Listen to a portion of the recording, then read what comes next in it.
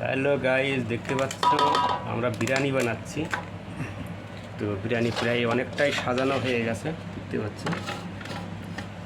আবার একটা পার্ট দেওয়া হচ্ছে। তো বিরিয়ানির চালটা প্রচুর লম্বা লম্বা হয়েছে দেখতে পাচ্ছি। তো খেতে কেমন টেস্ট হবে সেটা খাওয়ার পরেই বোঝা যাবে। আর এই লেবু নিংড়ে নিংড়ে দেওয়া হচ্ছে, যেহেতু বেশি মাল মশলা এটার বিরিয়ানি না, এটা অল্প মশলার বিরিয়ানি।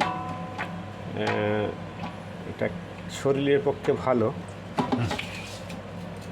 অতিরিক্ত মাল মশলা দিলে পেটের প্রবলেম দেখা যায়, তার জন্য আর কি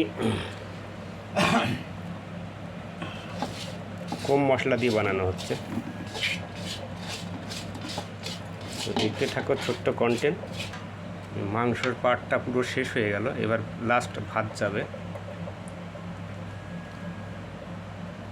এই ভাত কটা দিয়ে দিলে লাস্ট হয়ে যাচ্ছে, অত ঠাসতে হবে না।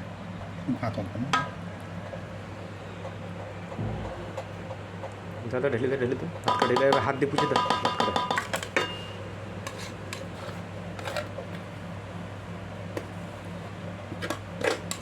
সঙ্গে থাকো, লাস্ট পর্যন্ত দেখাবো একদম।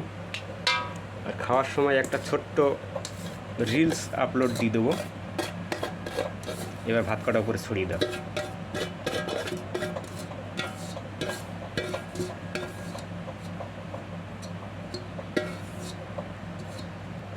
কে কোথা থেকে দেখছেন? এই হলো লাস্ট পার্ট। কে কোথা থেকে দেখছেন কমেন্ট করকে জানাবেন।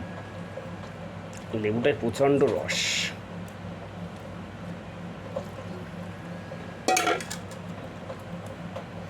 এবার মুখটা জাম করা হবে। আটা চটকানো আছে, খামির করা আছে। খামির দিয়েই বেরেস্তা, ওহো বেরেস্তা ভুলে গিয়েছি। যাও উপরে ছড়িয়ে দাও, আর কি হবে, পুরোটাই ছড়িয়ে দাও। পেঁয়াজের বেরেস্তাটা দিতে ভুলে গিয়েছিলাম। এটাই হয় সম্ভবত, বিরিয়ানি করতে গেলে কিছু না কিছু একটা ভুল হয়।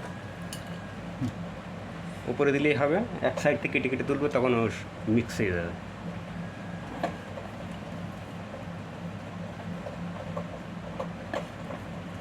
ও ভালো লাগছে দেখতে।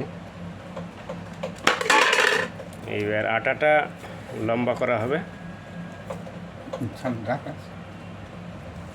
একটু হাত দিয়ে লম্বা লম্বা করে পুরোটা সাইডটা একবার দিয়ে দেবো। এই যে দেওয়া হচ্ছে, চারি সাইডটা এরকম জাম করা হবে, তাহলে ভাবটা বেরোতে পারবে না। আর যখন একটু ঠান্ডা হবে তখন একটা দম ধরা হবে ভিতরে। তো দম বিরিয়ানি এটাইকেই বলে। দম যদি না ধরে তাহলে আর দম বিরিয়ানির মানে কি হলো, এটাই হলো মূল ব্যাপার। আর অল্প একটুখানি বাকি আছে, এটা দিলে হয়ে যায়।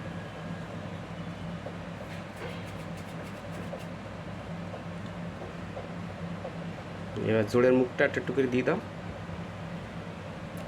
শেষ পর্যন্ত ভিডিওটা দেখার জন্য অসংখ্য ধন্যবাদ।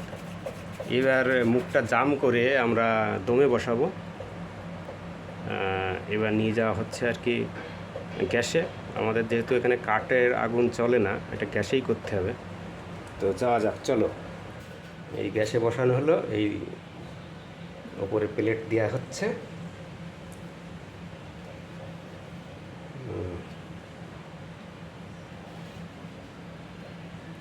দাও, চাপিয়ে দাও।